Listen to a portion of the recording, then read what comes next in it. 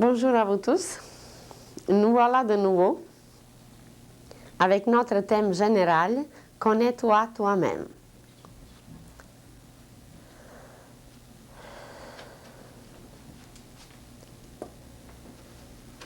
Nous nous sommes dit déjà que l'homme représente un univers et que nous vivons présentement une époque où finalement, après toute une expérience extérieure, où la conscience était tournée vers l'extérieur, l'homme se tourne vers lui-même pour se connaître. Il y avait jadis un grand sage, un grand initié qui vivait sur la terre. Il s'appelait Zoroastre. Et Zoroastre a demandé un jour à Dieu, dont le nom était Ormuzd, il lui a demandé de quoi se nourrissait le premier homme. Et Dieu lui a répondu, le premier homme mangeait du feu et buvait la lumière. Et cette sagesse extraordinaire nous revient aujourd'hui et l'homme va de nouveau apprendre à manger du feu et à boire la lumière. Car même la science va découvrir que tout ce que nous voyons autour de nous, ce n'est que la lumière. Évidemment, il y a les degrés différents de la condensation de cette lumière. Et si nous regardons une fleur, si nous regardons le soleil, si nous regardons une feuille, si nous examinons l'ozone dans l'air, si nous regardons la composition de l'atmosphère, si nous regardons quoi que ce soit, la soie par exemple, comme tissu, composé des rayons solaires et solidifié par le verre à soie, tout ce qui existe, ce n'est que la lumière. On nous a dit d'ailleurs dans les Écritures saintes que Dieu est lumière. Et voilà cette lumière qui descend et qui descend dans l'océan de la matière, elle se condense. Et elle passe par des transformations et voilà, il n'y a que la lumière sous ses formes différentes. D'ailleurs, vous prenez une énergie quelconque qui est en partant lumière et cette énergie, si nous la traversons, si nous la faisons passer par des appareils différents, elle se transforme. Vous prenez l'électricité et vous la passez par des générateurs, par des appareils appropriés et elle devient lumière. Si vous la passez par un poêle, elle va devenir chaleur. Si on la passe par un ventilateur, elle devient le vent. Et si nous la passons par d'autres appareils, elle va se transformer au fur et à mesure pour représenter ce que nous désirons et elle va suivre la direction que nous lui donnons. Alors, l'on va revenir à cette sagesse antique où l'homme se nourrissait du feu, où il mangeait du feu et il buvait la lumière. Et la science qui commence à découvrir aujourd'hui que le corps humain est entouré d'une aura, où la science découvre même les appareils pour photographier l'aura. La science découvre les appareils pour photographier la vitalité d'une fleur. Une petite aura éthérique, juste le corps éthérique d'une fleur, sont déjà photographiés. Vous avez peut-être entendu parler du couple Kirilian qui travaille en Russie et qui ont découvert cet appareil qui photographie l'aura. Mais c'est quoi l'aura? Mais c'est la lumière de l'homme. C'est la lumière qui sort de nous et qui est le résumé de notre pensée, de nos sentiments et de nos actions que nous accomplissons tout au long de la vie. Alors le résumé de l'homme est lumière et cette lumière est colorée selon nos pensées, la qualité de nos pensées. Quand nous allons devenir des clairvoyants, vous allez voir par exemple, évidemment quand nous allons devenir les clairvoyants, il n'y aura plus de criminels sur la terre. Mais les clairvoyants qui le voient aujourd'hui, si vous examinez l'aura d'un saint et si vous examinez l'aura d'un criminel, eh bien ce sont deux auras, mais d'une texture, d'une nature, d'une coloration complètement différente. Un saint, ça va être une lumière et des couleurs superbes, d'une grandeur qui peut envelopper toute une ville. Et si vous regardez l'aura d'un criminel, il y aura des couleurs tellement ternes, il y aura des vibrations tellement au ralenti que ça serait insupportable de regarder, ça serait très, très désagréable de la regarder. Ça veut dire que le degré de la lumière chez un saint est complètement différent et sa lumière, ses couleurs et même ce qu'on va découvrir avec des appareils nouveaux, que notre aura est musicale. Et plus l'homme est harmonieux, plus l'homme est lumineux, plus il émet une musique qui est extrêmement agréable pour tout le monde. D'ailleurs, vous avez fait tous les expériences de ce genre, seulement on ne s'arrête pas, on n'y pense pas, on passe à côté. Vous savez qu'il y a des personnages historiques, bibliques, mystiques, mythiques, etc. Les personnages qui ont été toujours adorés, qui ont été toujours aimés, qui ont été toujours recherchés. Imaginez que déjà dans notre siècle, au Vatican, à Rome, vivait un saint de notre époque qui s'appelait Padre Pio. Et Padre Pio, un homme, comme il y a des milliers sur la terre, sauf qu'il avait des stigmates sur ses mains. Ses mains saignaient et il était obligé même de porter les gants, mais quand il faisait ses offices, quand il faisait des rites religieux, évidemment, il enlevait ses gants. Et alors, comment se fait-il que la foule, que les gens qui ont entendu une fois parler de Padre Pio, comment se fait-il qu'ils traversaient l'océan, qu'ils traversaient les pays pour arriver auprès de lui, pour recevoir une lumière, pour recevoir la guérison, pour recevoir un message ou une révélation? Et comment se fait-il qu'il était comme ça adoré et aimé par tout le monde? C'est qu'il y a quelque chose qui chauffait tout le monde. Il y avait quelque chose qui éclairait tout le monde. Il y avait quelque chose qui vivifiait tout le monde, puisqu'il guérissait, presque il ressuscitait. Alors, ce côté lumière attire les gens et c'est ça qui nous permet d'être aimés. Et plus nous sommes lumineux, plus nous sommes chaleureux et plus nous sommes vivants, plus nous sommes aimés. Vous regardez même aujourd'hui la carte du monde. Vous regardez les personnages qui régissent le monde. Et vous allez trouver qu'à travers notre histoire, il y avait les saints qui étaient toujours comme ça adorés et aimés, mais il y avait des personnages même politiques. Vous prenez par exemple Martin Luther King, vous prenez par exemple John Kennedy, vous prenez par exemple Gandhi. Comment se fait-il que ces personnages sont devenus célèbres à travers le monde? Schweitzer ou beaucoup d'autres, Mère Teresa. Ils sont devenus connus par tout le monde, ça veut dire que leur lumière brillait. Il n'y a aucun autre moyen de se faire connaître seulement par la lumière. Par la lumière qui est très très rapide, qui est très accélérée, et là ils deviennent brillants. Mais il y a aussi une autre extrémité, ceux qui sont au point le plus terne, le plus noir, où c'est le plus au ralenti. Alors là, ça c'est les chefs de mafia, ça c'est les criminels, mais les plus connus.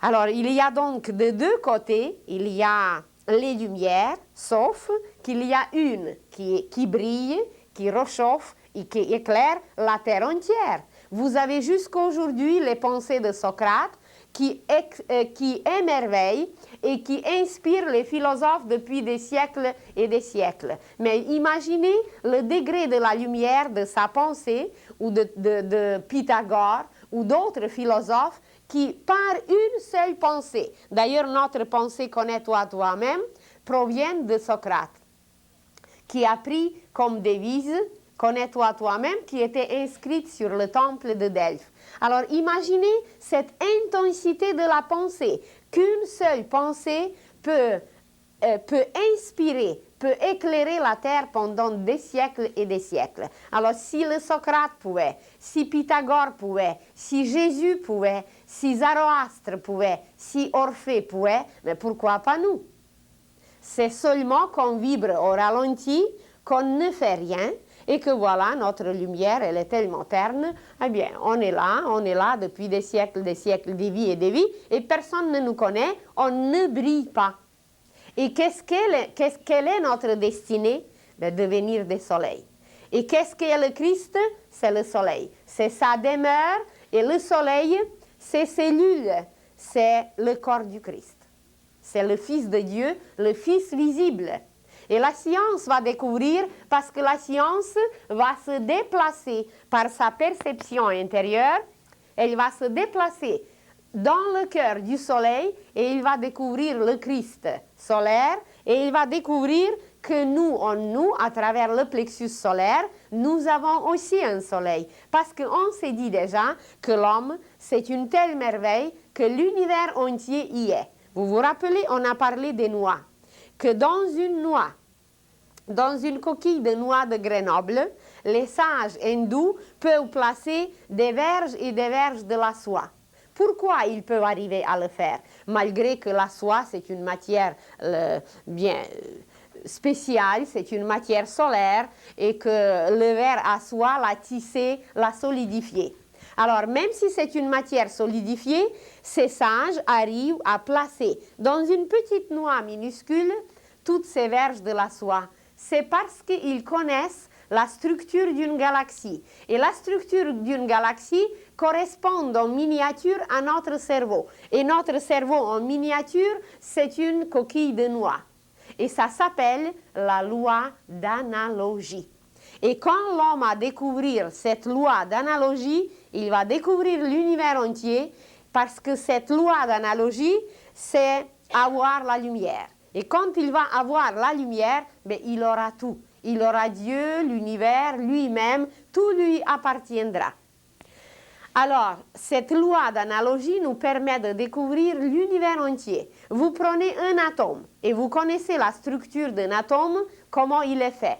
Il y a le noyau, il y a les protons, il y a les neutrons, il y a d'autres éléments qui tournent autour, mais que la science ne connaît pas encore. Alors, cette structure d'un atome, si vous regardez le système solaire, c'est absolument la même chose. C'est exactement la même structure. Alors, donc, ce qui est le plus petit est comme ce qui est le plus grand. Ou autrement, comme Hermès Trismégiste nous disait, ce qui est en haut est comme ce qui est en bas, et ce qui est en bas est comme ce qui est en haut.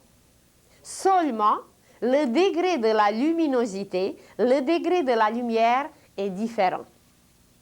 Alors, avec la loi d'analogie, l'on va découvrir ce qui est la vraie lumière. Il y avait un scientifique extraordinaire qui était M. Einstein, et Einstein nous a apporté certaines lois. Et c'est très bien, pour une certaine époque, c'était les lois, c'était les formules, c'était les calculs parfaits. Mais dès que cette époque va terminer, nous allons découvrir un autre degré de la lumière. Et tous ces calculs qui étaient valables pour une période ne seront plus valables pour une autre période parce que nous allons découvrir que notre pensée, c'est aussi une lumière. Et puisque notre pensée, c'est aussi une lumière, elle a une vitesse beaucoup plus supérieure à une lumière visible que M. Einstein voyait et que M. Einstein calculait. Et alors, c'est de cette façon, par cette analogie, que voilà, il y a quelque chose ici valable chez nous sur la Terre, un atome. Mais cet atome, il est agrandi sur un autre plan, et sur un autre plan, le même atome devient un atome de l'univers. Et un atome de l'univers, eh bien, c'est un système solaire, avec des planètes qui sont polarisées différemment, et cette polarisation des planètes donne ce qui est chez un atome, neutrons, protons, etc. Alors, la plus grande découverte que la science va faire, que la religion va faire, et que les arts vont faire, parce que nous nous sommes dit déjà la dernière fois, que ces trois parties, science, religion et art, ça représente un arbre. La science, c'est les racines, c'est l'analyse, c'est tout ce qui nourrit, c'est ce qui fait la fondation.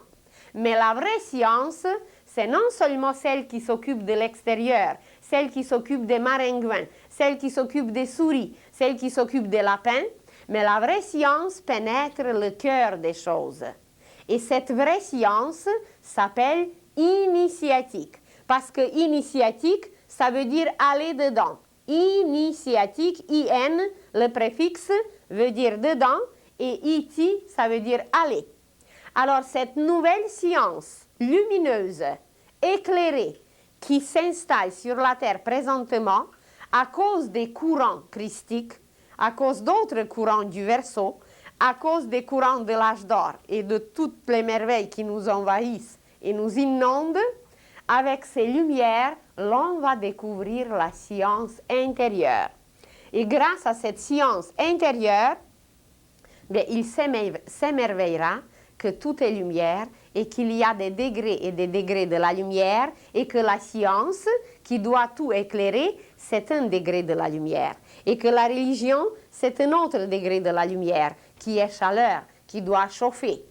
Et que les arts, ça veut dire la cime d'un arbre avec ses fruits, c'est un autre degré de la lumière réalisé, condensé en fruits.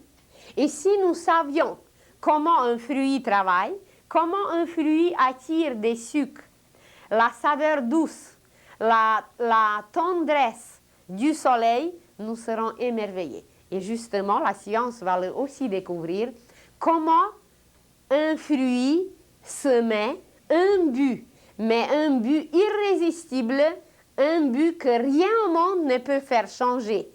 Son travail, sa direction, sa prédestination. Et qu'est-ce qu'il attire? Vous le savez très bien qu'au début, le fruit n'est pas mûr. Il est incomestible, on ne peut pas le manger, il est trop amer, il est trop acide, il n'a pas de qualité.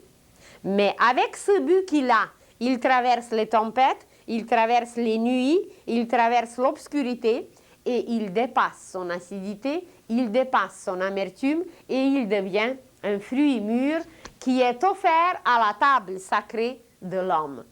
Et la table sacrée, c'est l'autel. Notre table, c'est un autel. Alors, exactement comme les lois de la nature travaillent, l'homme apprendra à travailler parce qu'il sortira de sa cave, il sortira de sa grotte intérieure où il travaille présentement. C'est merveilleux déjà tout ce qu'on a découvert, mais c'est extérieur et la lumière intérieure ne brille pas encore.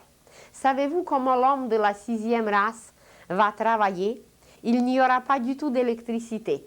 L'aura de l'homme de la 6e race va être tellement puissante, on aura encore la nuit, évidemment, parce que la Terre ne sortira pas encore tout de suite de cette alternation, de ces alternations, de cette polarité, il y aura jour et nuit. Mais l'homme, partout où il entrera la nuit, c'est par son aura qu'il éclairera tout. S'il faudrait chauffer quelque chose, c'est par la chaleur de son aura qu'il va réchauffer.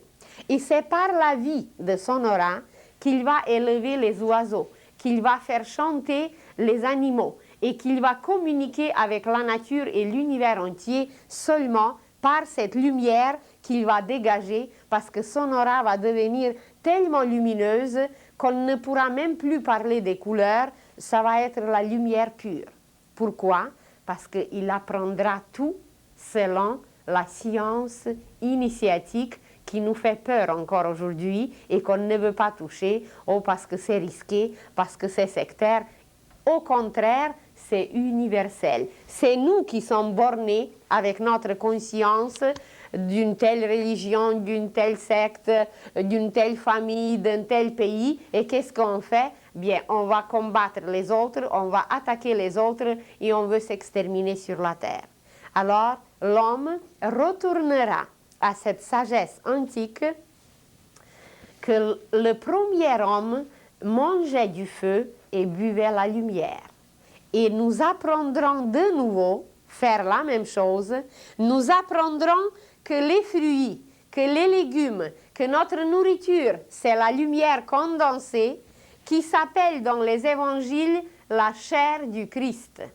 C'est pas pour rien que les initiés des Écritures saintes, tous ceux qui les ont écrits, croyez-vous qu'ils étaient moins intelligents que nous et qu'ils ont mis dans les Écritures n'importe quoi parce qu'ils n'avaient rien à faire?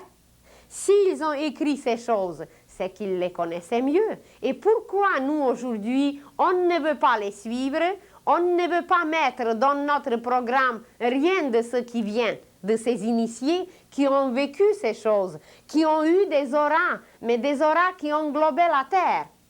Alors, vous allez dire, oui, mais on n'a pas encore des appareils pour voir. Oui, on a des appareils. Je vous ai déjà raconté qu'il y a un prêtre italien qui a découvert un appareil qui capte les images et les ondes du passé, les sons et les ondes du passé.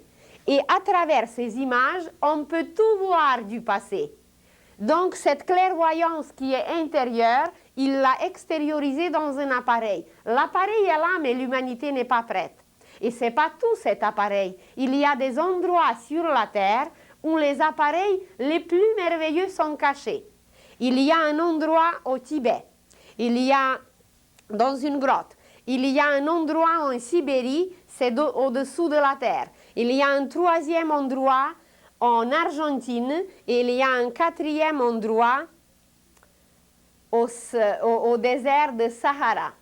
Et dans ces 4 endroits, c'est non seulement les appareils pour photographier l'aura, c'est non seulement les appareils pour photographier la vitalité des plantes, il y a les appareils d'antigravitation, il y a les appareils pour capter l'énergie solaire.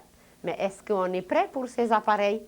Si on peut soulever aujourd'hui par un petit appareil qui pèse une livre, ça veut dire un demi-kilo, par un petit appareil, vous pouvez soulever une montagne, vous pouvez soulever une roche. Mais si on donne aujourd'hui aux humains cet appareil, bien, au lieu de bâtir un royaume de Dieu sur la terre, au lieu de bâtir, de travailler un jardin divin, mais ils jetteront ces pierres sur la tête des autres pour les détruire et pour les exterminer. Donc les appareils sont là, mais c'est nous qui ne sommes pas là. C'est nous qui ne sommes pas dans la bonne direction, dans la bonne voie, dans la créativité. Nous sommes dans quoi? Dans la destructivité, dans la destruction. Alors, à travers ces appareils, évidemment, on pourra seulement avec cet appareil que le prêtre italien a, ils ont photographié la vie de Jésus. On peut voir l'aura des saints, on peut voir la vie des martyrs, on peut voir pourquoi leur sang coulait. On n'a aucune idée qu'est-ce que c'est le sang.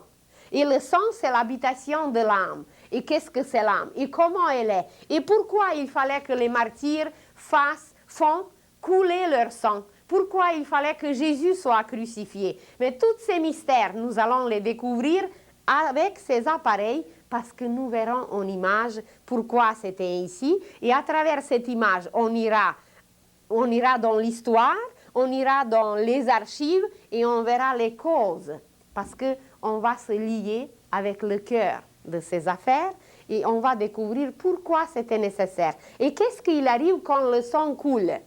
S'il y a par exemple un accident aujourd'hui et s'il y a tellement d'accidents, ce n'est pas par hasard. Il y a toujours une cause extérieure, mais il y a toujours une cause intérieure ou ésotérique. Ça veut dire intérieure.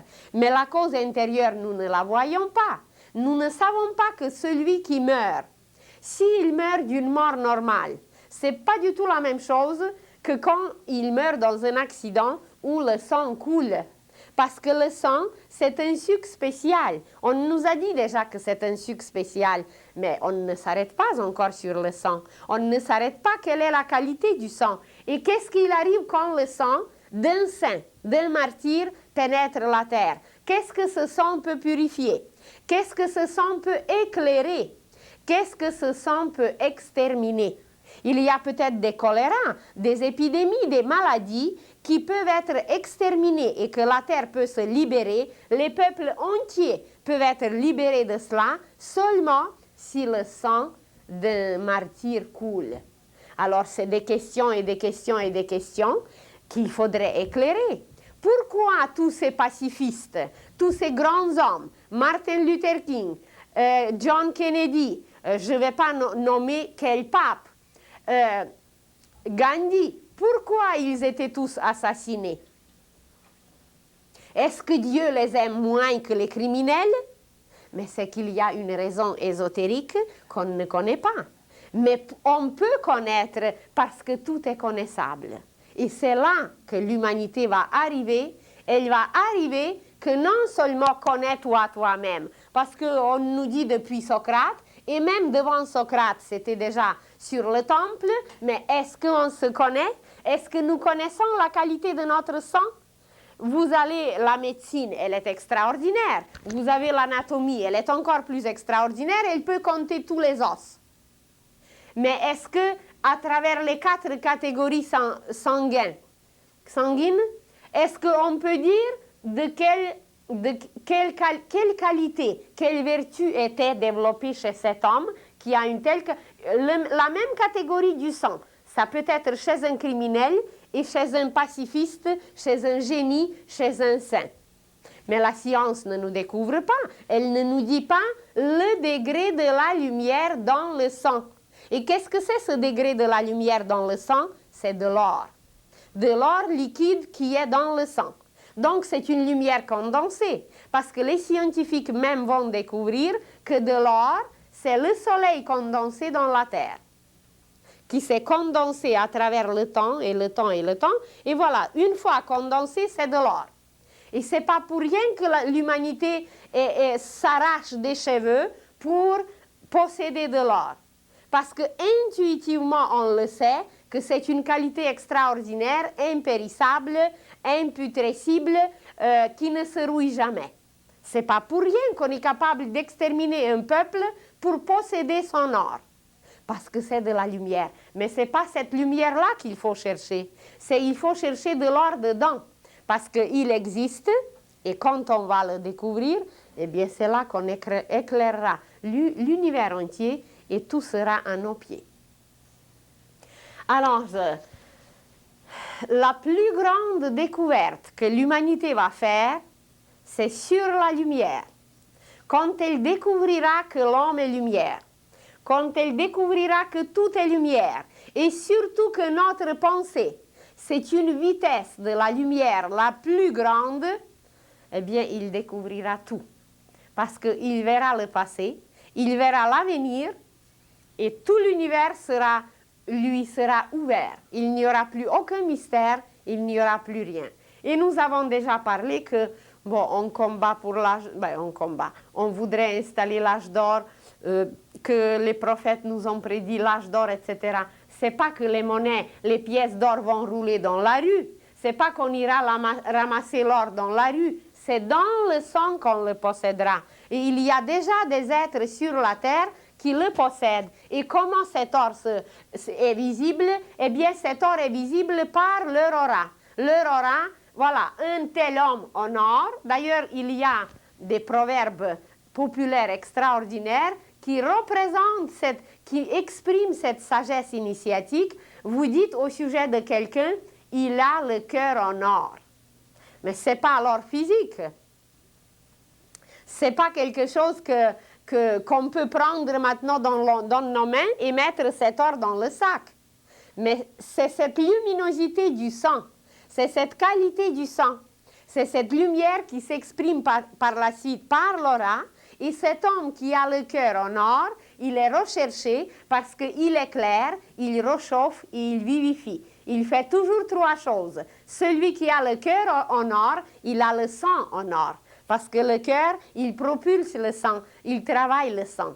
Ça veut dire qu'il a une qualité intérieure, il a la lumière, il a la chaleur et il a la vie. Et c'est pour ça Jésus, c'était de l'or pur. Parce que partout où il passait, tout ce qu'il touchait, ça ressuscitait. Il vivifiait. C'est ces 3 qualités que l'on va posséder. La lumière, c'est dans la pensée. La chaleur, c'est dans les sentiments. Et vie, c'est dans ses actions. C'est dans ses manifestations. C'est dans ses gestes. Alors, c'est cette découverte la plus grande. Quand elle va être acceptée, parce qu'elle est déjà là, les initiés et les maîtres la connaissent. Ils voient non seulement l'aura d'un homme, mais vous savez que chaque petit groupe, chaque petite association, chaque petite collectivité a son aura. Vous prenez une paroisse et vous déménagez là et vous vous sentez très bien. Parce que l'aura de cette paroisse est extraordinaire, belle. Elle était menée par des prêtres de valeur, par des êtres lumineux qui ont chauffé ce peuple, ce village. Et vous déménagez dans un autre village et dans une autre paroisse et vous vous sentez mal. Et les courants telluriques sont corrects et la position géographique est correcte et vous vous sentez mal. Mais pourquoi vous vous sentez mal? Parce que l'aura de cette paroisse était profanée. Elle n'est pas lumineuse, elle n'est pas chaleureuse, elle n'est pas belle.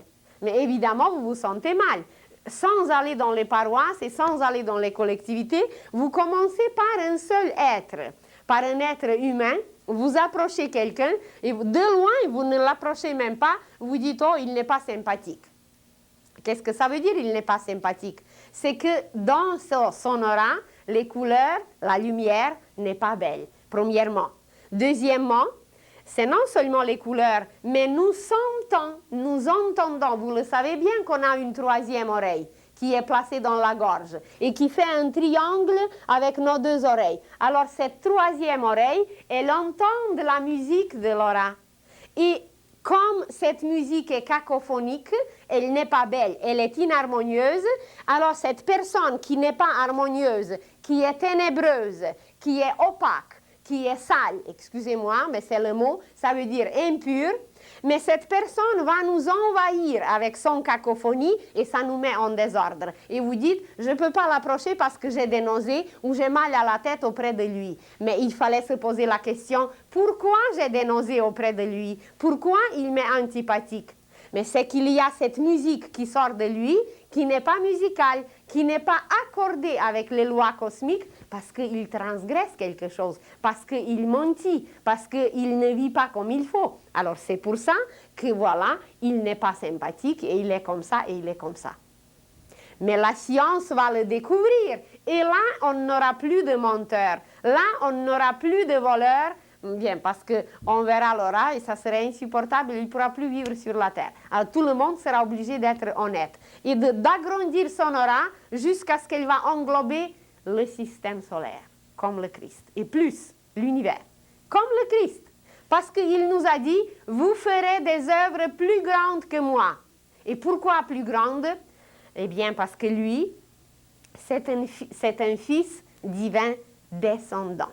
Lui, il était créé par l'amour pur, et il est venu pour nous donner la main. Et nous, on est des fils ascendants. Ça veut dire les fils qui sont allés dans l'école de la matière la plus salie, la plus profanée. Alors, on a roulé à travers toutes sortes de matières, à travers la boue.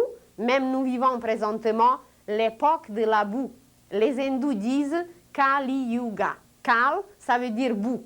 Alors, vous vous rendez compte dans quelle situation nous nous trouvons? Peut-être ceux qui suivent les émissions, je vous ai raconté l'histoire d'un ange qui s'est incarné dans un cochon.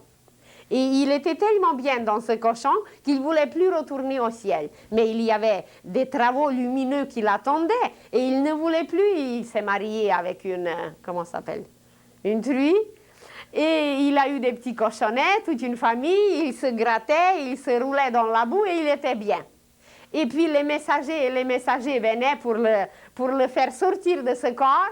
Et quand il est retourné au ciel, bien, il a dit, mon Dieu, comment se fait-il que vous m'avez laissé si longtemps dans cette situation misérable, minable?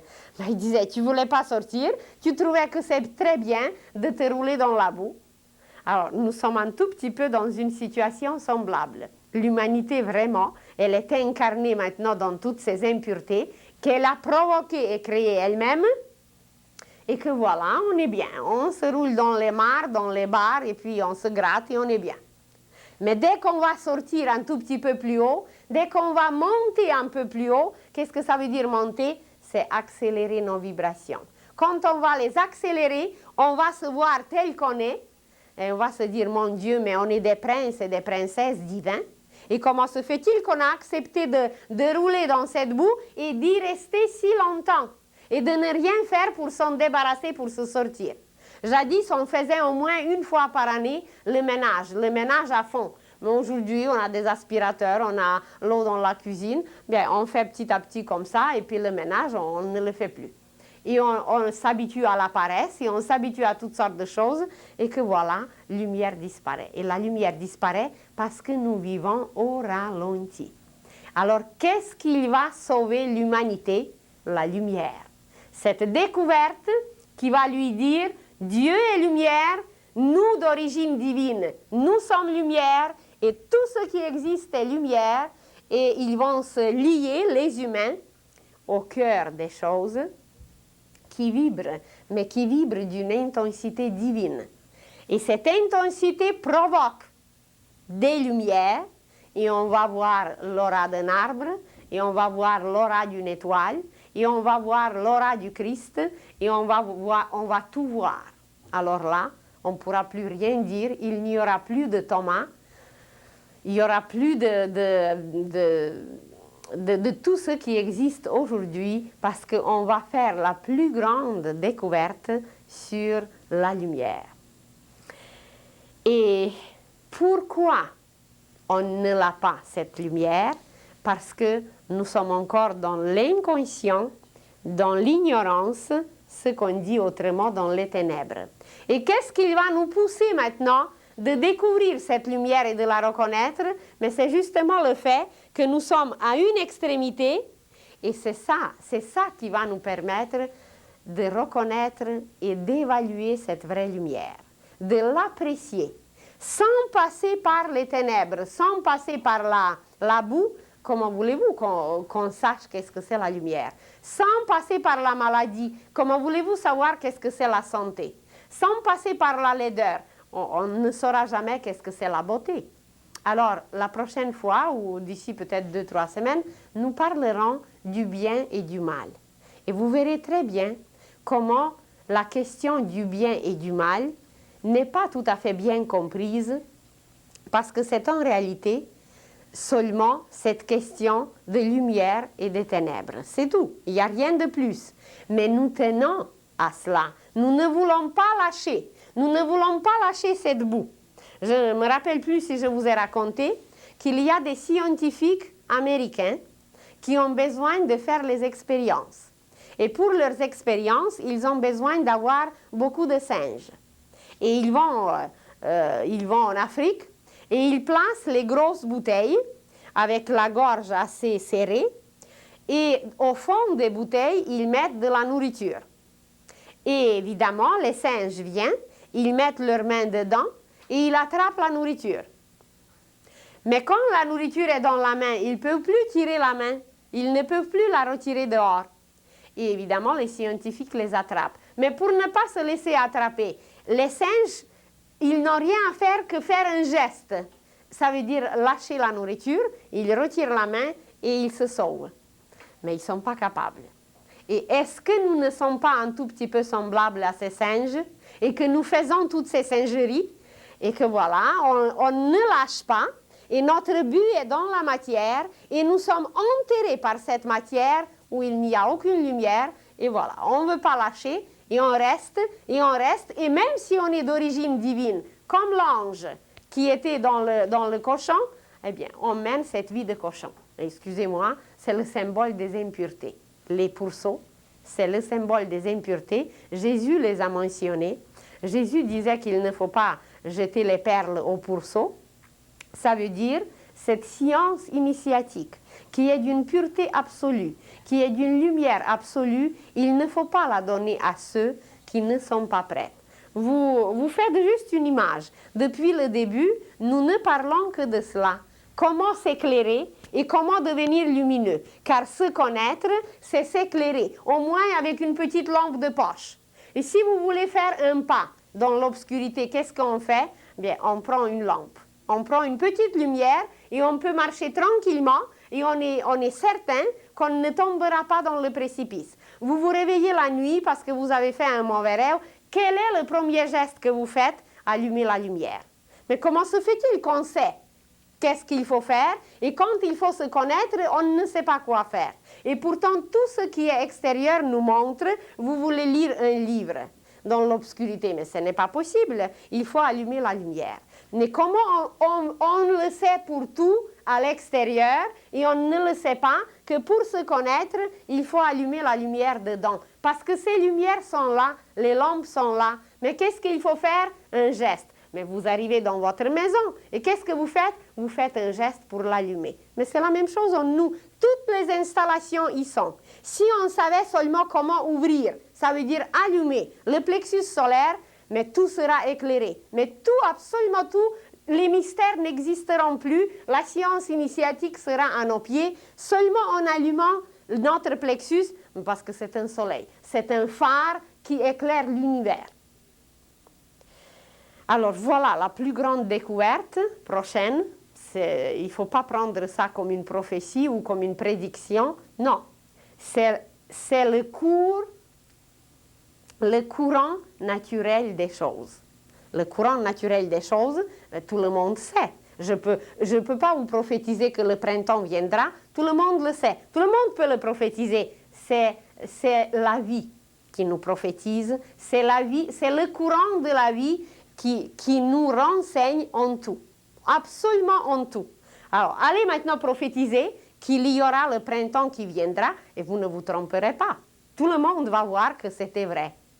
Mais ce qui est nouveau maintenant, c'est que le printemps qui s'installe pour les humains, ce printemps va être éternel. Ce printemps va être constamment là. Je crois que nous avons parlé la dernière fois de la parabole de figuier. Le figuier, c'était un homme. C'est un homme symboliquement qui doit donner ses fruits constamment. Il n'y a plus de saison, c'est qu'il va créer constamment. Parce que l'homme qui possède la pensée, la petite plante, elle n'est pas encore liée au courant de la pensée. Même les animaux ne possèdent pas la pensée. Vous le savez que leur colonne vertébrale, elle est horizontale. Ils ne sont pas branchés au courant de l'âme, au courant de la pensée directement. Elle travaille avec eux de l'extérieur. Mais nous, mais il y a une intelligence à laquelle on est branché. Alors pourquoi cette intelligence est là? Pour créer les bombes, pour aller exterminer des peuples et pour faire sauter la planète entière. C'est pour ça qu'on est branché dans cette lumière. Et est-ce qu'on est branché et comment on est branché? Seul Dieu le sait. Alors, les appareils sont là, les installations sont là. Vous pouvez avoir la maison pleine des appareils, des ordinateurs les plus extraordinaires. Mais si vous ne les branchez pas, ben, ça ne fonctionne pas. Peut-être nos appareils sont... Bien, non, ils ne sont pas branchés parce qu'ils sont branchés vers les ténèbres. Là, oui. On sait écouter le diable à la perfection. Mais écouter la voix divine dedans, on a parlé un peu de l'intuition, de cette voix de l'âme, eh bien, on ne le sait pas. Et on s'en fout d'elle. Eh bien, c'est pour ça que la plus grande partie de l'humanité sera exterminée.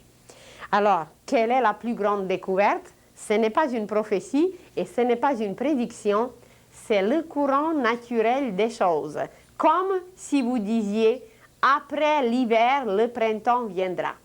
Alors, ce printemps qui vient, ça va être cette découverte qu'on va découvrir qu'on est lumière, qu'on va découvrir qu'on se nourrit seulement de lumière, qu'on va découvrir qu'on est composé, qu'on est fait seulement de lumière et qu'on aura même les appareils, que l'appareil va nous démontrer. On en a parlé du cœur, le cœur, on a parlé du sang, mais chaque organe, la science va découvrir que le foie, les poumons, les pieds, les yeux d'un homme lumineux, ce n'est pas du tout la même chose qu'un homme ordinaire, qu'un homme terne.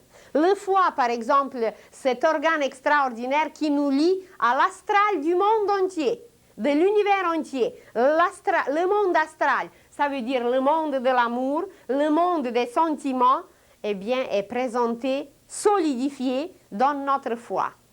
Et c'est le foie qui sépare le subtil de l'épais. Comme Hermès Trismégiste nous disait, tu sépareras l'épais, le subtil de l'épais. C'est le foie qui le fait. C'est le foie qui retire les lumières subtiles pour nourrir le cerveau par la suite, pour nourrir le sang. Et voilà, l'épais s'en va vers la terre. Mais quelle sorte de lumière nous lui donnons? Quelle sorte de combustible nous offrons à notre foie? Et si vous le saviez comment nous le violentons, eh bien, nous serons stupéfaits, nous les premiers, comment notre foie est violenté et comment sa texture ne peut pas devenir soyeuse. Vous prenez des tissus, mais il y a des tissus, la soie, qui est d'une d'une douceur et d'une finesse extraordinaire. Et vous avez d'autres tissus qui sont rugueux, qui font mal à notre peau.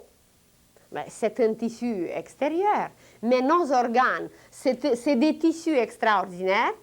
Et au lieu de les rendre soyeux, au lieu de les rendre lumineux, au lieu de faciliter leur travail, par la haine, par la jalousie, par tous ces sentiments poisons, eh bien, nous empoisonnons notre foie. Et allez voir les statistiques maintenant dans les hôpitaux, combien de malades il y en a avec le foie. Pourquoi? Eh bien, parce que le monde sentimental en nous n'est pas lumineux. Nos sentiments ne sont pas lumière, chaleur et amour. Eh bien, évidemment, ça attaque le foie. Pourquoi? Pour nous rendre compte. Parce que s'il ne serait pas attaqué, on n'arrivera pas bientôt à voir comment on est dans nos sentiments, comment est notre amour. Là, on ne voit pas encore, mais c'est le foie qui nous le dit, qu'il y a quelque chose qui ne marche pas et qu'on l'a violenté. Alors, et le cœur, et de l'or dans le sang. Mais c'est des merveilles et des merveilles. Et on n'a pas parlé encore des pieds. Et avec vous, même pas avec vous, on en parle presque toute l'année. On n'a pas parlé des oreilles. Quelle merveille on a dans les oreilles. Et quelle merveille on a dans les yeux. Qu'est-ce que c'est l'œil? On a peut-être mentionné comme ça que l'œil, c'est la structure de l'univers. Que la pupille, c'est le soleil spirituel. Que l'iris, c'est le soleil visible. Et que le globe oculaire, c'est l'espace. C'est l'âme universelle qui est blanche. Et que chez chaque race sur la Terre, vous avez le globe oculaire qui est blanc. Eh bien, vous pouvez demander maintenant à tous les scientifiques pourquoi le globe oculaire est blanc. Parce qu'il reflète, alors, vous pouvez leur dire qu'il reflète la blancheur et la pureté de l'âme universelle, de l'espace universel, parce que l'âme, c'est la lumière blanche. Et peu importe de quelle race vous êtes, de quelle couleur vous êtes, vous avez le globe oculaire blanc. Et cette blancheur s'appelle, dans la science initiatique, la fraternité blanche universelle angélique. Auguste fraternité blanche universelle. Parce que ce sont les fils de Dieu qui, entre eux, sont des frères. Alors, et les frères entre eux forment une fraternité céleste. Et voilà cette fraternité céleste, blanche. Il n'y a rien de ce qu'on pouvait penser sur la terre. Ce n'est pas la couleur de la peau, c'est la pureté de l'âme. Et que voilà, cette fraternité des anges d'en haut, dont le Christ nous parlait, et lui, il est le chef, la tête de cette fraternité, eh bien, elle est dans notre œil. Vous vous rendez compte? Et c'est quoi les yeux? Peut-être on les a mentionnés, c'est les portes de la vérité. Ça veut dire que nous arriverons, en regardant correctement, en observant correctement, observer. Même on va regarder les racines des mots. C'est quoi observer? Ob, ça veut dire tout, général, généraliser. Et server, eh bien, c'est servir. Serve, c'est servir. Observer, c'est de vouloir arriver à connaître, c'est de vouloir servir. Servir tout, parce que ob, ça veut dire général, tout. Alors, le mot même nous découvre déjà quelle science extraordinaire est cachée dedans. Juste observer comme il faut, on peut arriver à devenir la lumière, on peut devenir le Fils divin. Évidemment, en observant, on réalise par la suite. Si vous avez connu la vie des apprentis jadis, 6 ans, il allait dans une famille et il observait. Ça veut dire qu'il servait déjà. On ne leur demandait pas, apporte-moi, je ne sais pas, un récipient d'eau. Par l'observation, il devait savoir quand son maître avait besoin d'un récipient d'eau. Seulement par observation, il arrivait à servir. Parce qu'il fallait déduire, il fallait développer l'intelligence et seulement en observant, on peut déjà tout faire. Mais est-ce que nous sommes des bons observateurs? Et qu'est-ce que nous observons? Ben, on observe peut-être le diable et on le nourrit. Et puis la lumière est là la lumière nous entoure et on la refuse. Et on ne veut pas la voir et on ferme les yeux. Et jusqu'aujourd'hui, oh moi, je ne veux pas toucher ça parce que c'est dangereux. Mais il n'y aura jamais de héros. Lisez les contes et les histoires pour les enfants et vous allez vous émerveiller. Pourquoi ces contes, depuis des siècles et des siècles, sont si merveilleux? Et pourquoi ces histoires nourrissent des générations? Eh bien, parce qu'elles sont remplies de lumière. Elles sont remplies de vérité. Et qui sont ces fils de vérité? Des héros. Mais on est descendu où? Qu'on est des héros. Pourquoi? Bien, parce qu'on ferme les yeux, on ne veut pas voir le vrai. Seulement les histoires, les contes, créés par les peuples, créés par les êtres éclairés, mais c'est un système d'éducation, c'est un programme d'éducation extraordinaire. Mais est-ce qu'on se sert de ces richesses lumineuses ou est-ce qu'on est descendu dans notre éducation, on est descendu dans les horreurs et on nourrit nos enfants des pistolets? Ici, à Granby, ça va faire 2 ans, à Noël prochain. J'étais ici dans le centre d'achat et je vois une boîte, très grande boîte, très bien enveloppée, en papier de cadeau. Et c'était marqué pour les enfants pauvres. Les cadeaux, ça veut dire d'offrir les cadeaux pour les enfants pauvres. Et je me suis dit de loin, quelle bonne idée ils ont eue. Je n'ai jamais vu ça, de stimuler les gens, de donner les cadeaux pour les enfants pauvres. Et je m'approche de la boîte et je regarde dedans. En approchant, je me suis dit, là, je vais voir la générosité des Québécois. Et je m'approche de la boîte et je regarde dedans. Et vous savez qu'est-ce qu'il y avait dedans? Un pistolet. Jouet, évidemment, mais un pistolet. Alors, voyez par quoi nous nourrissons nos enfants? Et qui est responsable de cela? Chacun de nous. Chacun de nous, nous serons tenus responsables et nous sommes responsables de tout ce qui arrive. Et on ferme les yeux parce que c'est dangereux. La science initiatique, la science ésotérique, c'est dangereux. Mais même là, ce n'est pas clair. Peut-être on a expliqué, mais très rapidement. Qu'est-ce que et quoi, ça doit être clair pour nous. Alors, on refuse la lumière, eh bien, on va rester dans l'obscurité. Et le ciel nous laissera jusqu'à ce qu'on voudra. Comme ils ont laissé l'ange, ben jusqu'à ce qu'il dégringole au complet dans la boue. Ils nous laisseront parce qu'il existe une loi de la magie blanche. Et la magie blanche, c'est l'action de l'âme. Et dans la magie blanche, on laisse tout le monde libre. Ils vont nous laisser libres, qu'on se cogne le nez, qu'on se détruise seulement. Là, on est arrivé dans une situation tellement critique que si tous les explosifs qui étaient produits sur la Terre, s'ils explosent, c'est que l'équilibre est dérangé, rompu dans le système solaire et même plus loin.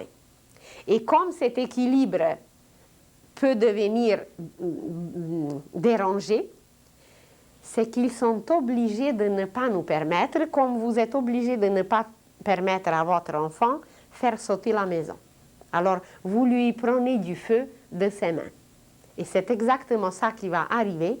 Et la Troisième Guerre mondiale et les bombes atomiques, ben, nous serons les témoins. Tous. Ceux qui survivront, évidemment. Et alors, les hiérarchies célestes seront obligés de retirer le feu de nos mains, mais peut-être déjà quand il va exploser. Pourquoi? Bien, pour nous amener par la suite vers la lumière, pour qu'on ne dérange plus l'harmonie de l'univers.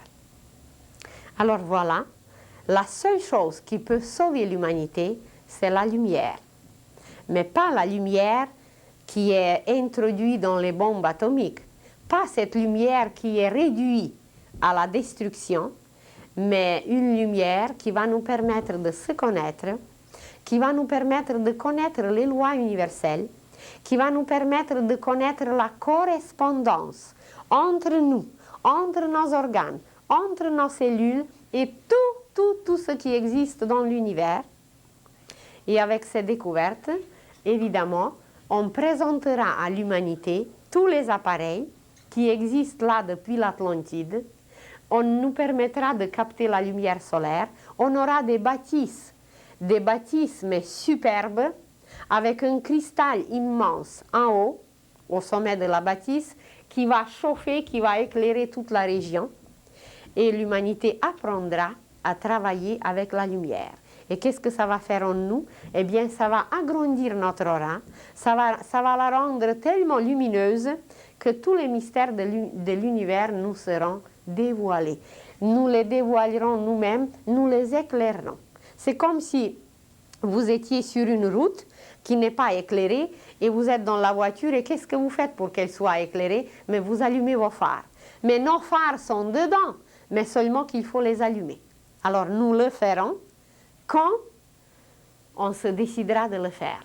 Et tout le monde peut se décider à l'instant même de se dire aujourd'hui, je commence à travailler pour la lumière et que voilà, il quitte ces ténèbres et son état de santé s'améliore et sa situation s'améliore et il envoie à toute sa famille des bénédictions et il devient connu dans la région, pas nécessairement connu, mais il commence à réchauffer la région entière et il deviendra guérisseur, mais pas ce guérisseur qu'on recherche aujourd'hui pour poser des mains et pour introduire en quelqu'un nos impuretés. Ce n'est pas ces guérisseurs, c'est les guérisseurs inconnus, les guérisseurs que personne ne voit, mais qui exterminent les choléras et qui soignent le corps de la terre.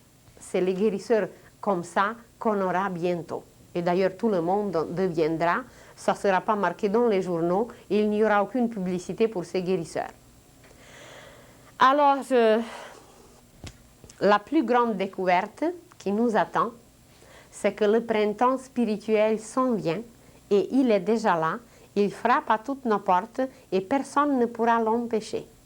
Et ce printemps spirituel, regardez la journée d'aujourd'hui, elle est lumineuse. Aujourd'hui, on enregistre, je ne sais pas quand l'émission va passer, mais il y a un soleil éclatant. Eh bien, est-ce que quelqu'un peut l'empêcher de briller? Personne au monde. Eh bien, c'est comme ça pour les initiés. Ils brillent comme ça et personne ne peut les empêcher. Il n'y a pas de tragédie, il n'y a pas de catastrophe. Et ils marchent sur les eaux et tout marche toujours, vous dites, comme sur des roulettes. Pourquoi? Parce que leur lumière est là, ils sont des soleils. Nous ne les voyons pas pour l'instant parce que nos antennes spirituelles ne sont pas aiguisées. Mais bientôt, on les verra. Alors, voilà. La plus grande découverte, c'est la lumière. Que nous sommes lumière et que seule lumière peut nous sauver. Et seule lumière peut sauver l'humanité. Parce qu'elle va découvrir qu'elle est d'origine divine et que Dieu est lumière.